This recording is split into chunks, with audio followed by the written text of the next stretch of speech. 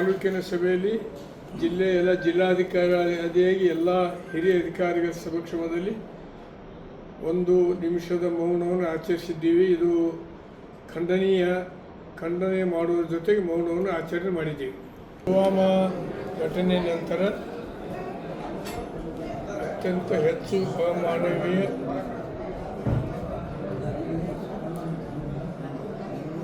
ಕೆಲಸ ಕಾಶ್ಮೀರದಲ್ಲಿ ನಡೆದಿದೆ. 26 ಜನರನ್ನು ಅವರ ಧರ್ಮವನ್ನು ಆಧರಿಸಿ ಕೊಂದದ್ದು ಇದನ್ನು ಯಾರೂ ಸಹಿಸಲಾರರು. ಇಂಥವರನ್ನು ಮಟ್ಟ ಹಾಕಲಾರದೆ ಹೋದರೆ ದೇಶದಲ್ಲಿ ಶಾಂತತೆ ಉಳಿಲಿಕ್ಕೆ ಸಾಧ್ಯವೇ ಇಲ್ಲ. ಅದಕ್ಕೆ ನಂದು ಒತ್ತಾಯ, ಇದನ್ನು ಕುಟುಂಬಕ್ಕೆ ಆಗಿರುವಂಥ ಹಾನಿ ಯಾರಿಂದಲೂ ತುಂಬಿಕೊಡ್ಲಿಕ್ಕೆ ಸಾಧ್ಯವಿಲ್ಲ.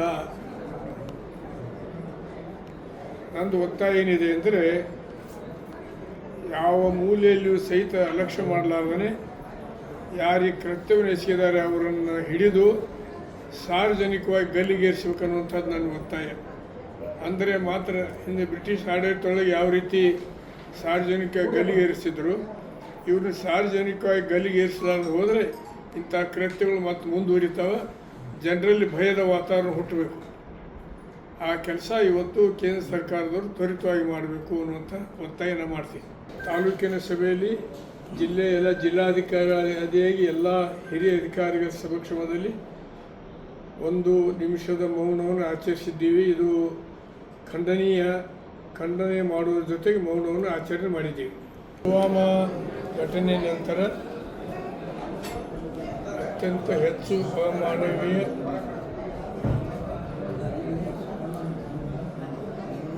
ಕೆಲಸ ಕಾಶ್ಮೀರದಲ್ಲಿ ನಡೆದಿದೆ. 26 ಜನರನ್ನು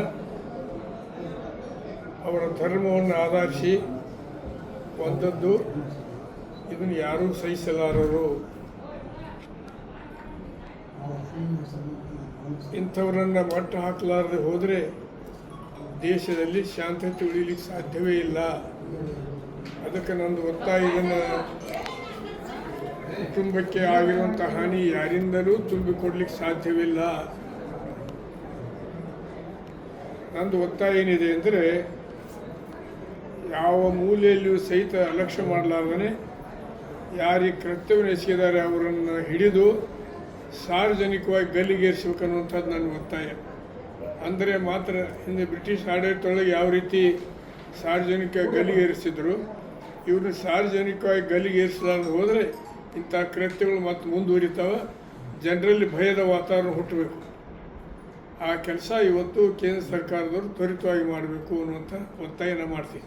ತಾಲೂಕಿನ ಸಭೆಯಲ್ಲಿ ಜಿಲ್ಲೆಯ ಎಲ್ಲ ಜಿಲ್ಲಾಧಿಕಾರಿಯಾಗಿ ಎಲ್ಲ ಹಿರಿಯ ಅಧಿಕಾರಿಗಳ ಸಮಕ್ಷಮದಲ್ಲಿ 1 ನಿಮಿಷದ ಮೌನವನ್ನು ಆಚರಿಸಿದ್ದೀವಿ. ಇದು ಖಂಡನೆ ಮಾಡುವುದರ ಜೊತೆಗೆ ಮೌನವನ್ನು ಆಚರಣೆ ಮಾಡಿದ್ದೀವಿ. ಪುಲ್ವಾಮಾ ಘಟನೆ ನಂತರ ಅತ್ಯಂತ ಹೆಚ್ಚು ಅಮಾನವೀಯ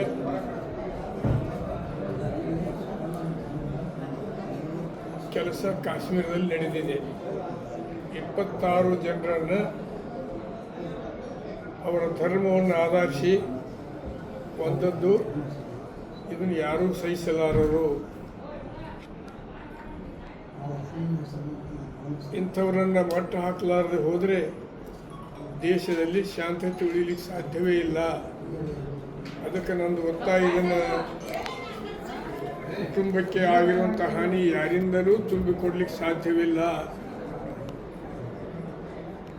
ನಂದು ಒತ್ತಾಯ ಏನಿದೆ ಅಂದರೆ, ಯಾವ ಮೂಲೆಯಲ್ಲಿಯೂ ಸಹಿತ ಅಲಕ್ಷ್ಯ ಮಾಡಲಾರ್ದೇ ಯಾರಿಗೆ ಕೃತ್ಯವನ್ನು ಎಸಗಿದ್ದಾರೆ ಅವರನ್ನು ಹಿಡಿದು ಸಾರ್ವಜನಿಕವಾಗಿ ಗಲ್ಲಿಗೇರಿಸಬೇಕನ್ನುವಂಥದ್ದು ನನ್ನ ಒತ್ತಾಯ.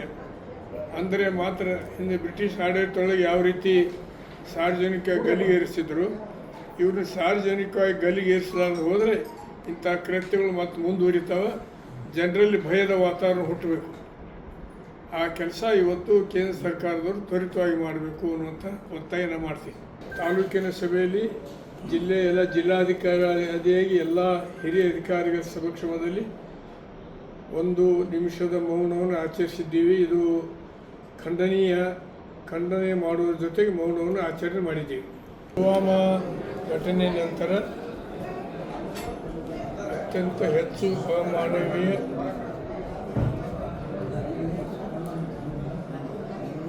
ಕೆಲಸ ಕಾಶ್ಮೀರದಲ್ಲಿ ನಡೆದಿದೆ. 26 ಜನರನ್ನು ಅವರ ಧರ್ಮವನ್ನು ಆಧರಿಸಿ ಕೊಂದದ್ದು ಇದನ್ನು ಯಾರೂ ಸಹಿಸಲಾರರು. ಇಂಥವರನ್ನು ಮಟ್ಟ ಹಾಕಲಾರದೆ ಹೋದರೆ ದೇಶದಲ್ಲಿ ಶಾಂತತೆ ಉಳಿಲಿಕ್ಕೆ ಸಾಧ್ಯವೇ ಇಲ್ಲ. ಅದಕ್ಕೆ ನಂದು ಒತ್ತಾಯ, ಇದನ್ನು ಕುಟುಂಬಕ್ಕೆ ಆಗಿರುವಂಥ ಹಾನಿ ಯಾರಿಂದಲೂ ತುಂಬಿಕೊಡ್ಲಿಕ್ಕೆ ಸಾಧ್ಯವಿಲ್ಲ. ನಂದು ಒತ್ತಾಯ ಏನಿದೆ ಅಂದರೆ, ಯಾವ ಮೂಲೆಯಲ್ಲಿಯೂ ಸಹಿತ ಅಲಕ್ಷ್ಯ ಮಾಡಲಾರ್ದೇ ಯಾರಿಗೆ ಕರ್ತವ್ಯ ಎಸಗಿದ್ದಾರೆ ಅವರನ್ನು ಹಿಡಿದು ಸಾರ್ವಜನಿಕವಾಗಿ ಗಲ್ಲಿಗೇರಿಸಬೇಕನ್ನುವಂಥದ್ದು ನನ್ನ ಒತ್ತಾಯ. ಅಂದರೆ ಮಾತ್ರ ಹಿಂದೆ ಬ್ರಿಟಿಷ್ ಆಡಳಿತದೊಳಗೆ ಯಾವ ರೀತಿ ಸಾರ್ವಜನಿಕ ಗಲ್ಲಿಗೇರಿಸಿದ್ರು, ಇವ್ರನ್ನ ಸಾರ್ವಜನಿಕವಾಗಿ ಗಲ್ಲಿಗೇರಿಸಲಾರದೆ ಹೋದರೆ ಇಂಥ ಕೃತ್ಯಗಳು ಮತ್ತೆ ಮುಂದುವರಿತಾವೆ. ಜನರಲ್ಲಿ ಭಯದ ವಾತಾವರಣ ಹುಟ್ಟಬೇಕು. ಆ ಕೆಲಸ ಇವತ್ತು ಕೇಂದ್ರ ಸರ್ಕಾರದವರು ತ್ವರಿತವಾಗಿ ಮಾಡಬೇಕು ಅನ್ನುವಂಥ ಒತ್ತಾಯನ ಮಾಡ್ತೀವಿ. ತಾಲೂಕಿನ ಸಭೆಯಲ್ಲಿ ಜಿಲ್ಲೆಯ ಎಲ್ಲ ಜಿಲ್ಲಾಧಿಕಾರಿಯಾಗಿ ಎಲ್ಲ ಹಿರಿಯ ಅಧಿಕಾರಿಗಳ ಸಮಕ್ಷಮದಲ್ಲಿ 1 ನಿಮಿಷದ ಮೌನವನ್ನು ಆಚರಿಸಿದ್ದೀವಿ. ಇದು ಖಂಡನೆ ಮಾಡುವುದರ ಜೊತೆಗೆ ಮೌನವನ್ನು ಆಚರಣೆ ಮಾಡಿದ್ದೀವಿ. ಪುಲ್ವಾಮಾ ಘಟನೆ ನಂತರ ಅತ್ಯಂತ ಹೆಚ್ಚು ಅಮಾನವೀಯ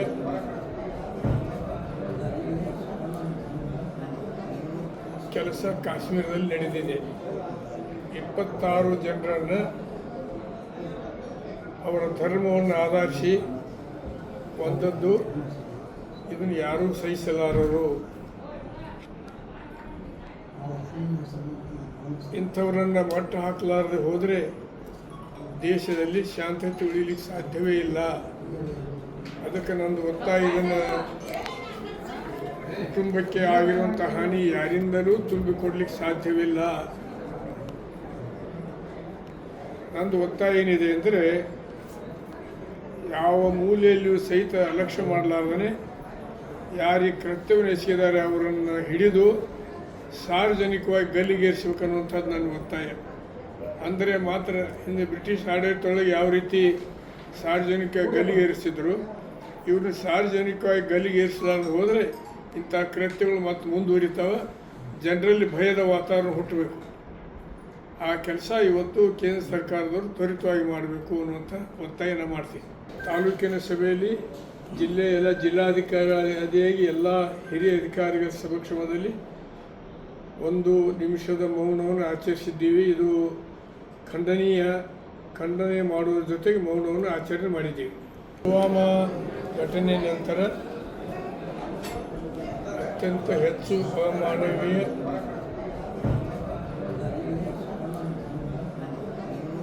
ಕೆಲಸ ಕಾಶ್ಮೀರದಲ್ಲಿ ನಡೆದಿದೆ. 26 ಜನರನ್ನು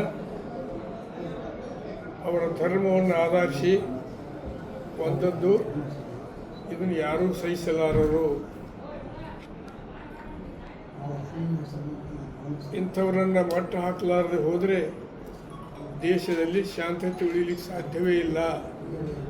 ಅದಕ್ಕೆ ನಂದು ಒತ್ತಾಯ, ಇದನ್ನು ಕುಟುಂಬಕ್ಕೆ ಆಗಿರುವಂಥ ಹಾನಿ ಯಾರಿಂದಲೂ ತುಂಬಿಕೊಡ್ಲಿಕ್ಕೆ ಸಾಧ್ಯವಿಲ್ಲ. ನಂದು ಒತ್ತಾಯ ಏನಿದೆ ಅಂದರೆ, ಯಾವ ಮೂಲೆಯಲ್ಲಿಯೂ ಸಹಿತ ಅಲಕ್ಷ್ಯ ಮಾಡಲಾರ್ದೇ ಯಾರಿಗೆ ಕರ್ತವ್ಯ ಎಸಗಿದ್ದಾರೆ ಅವರನ್ನು ಹಿಡಿದು ಸಾರ್ವಜನಿಕವಾಗಿ ಗಲ್ಲಿಗೇರಿಸಬೇಕನ್ನುವಂಥದ್ದು ನನ್ನ ಒತ್ತಾಯ. ಅಂದರೆ ಮಾತ್ರ ಹಿಂದೆ ಬ್ರಿಟಿಷ್ ಆಡಳಿತದೊಳಗೆ ಯಾವ ರೀತಿ ಸಾರ್ವಜನಿಕ ಗಲ್ಲಿಗೇರಿಸಿದ್ರು, ಇವ್ರನ್ನ ಸಾರ್ವಜನಿಕವಾಗಿ ಗಲ್ಲಿಗೇರಿಸಲಾರದೆ ಹೋದರೆ ಇಂಥ ಕೃತ್ಯಗಳು ಮತ್ತೆ ಮುಂದುವರಿತಾವೆ. ಜನರಲ್ಲಿ ಭಯದ ವಾತಾವರಣ ಹುಟ್ಟಬೇಕು. ಆ ಕೆಲಸ ಇವತ್ತು ಕೇಂದ್ರ ಸರ್ಕಾರದವರು ತ್ವರಿತವಾಗಿ ಮಾಡಬೇಕು ಅನ್ನುವಂಥ ಒತ್ತಾಯನ ಮಾಡ್ತೀವಿ.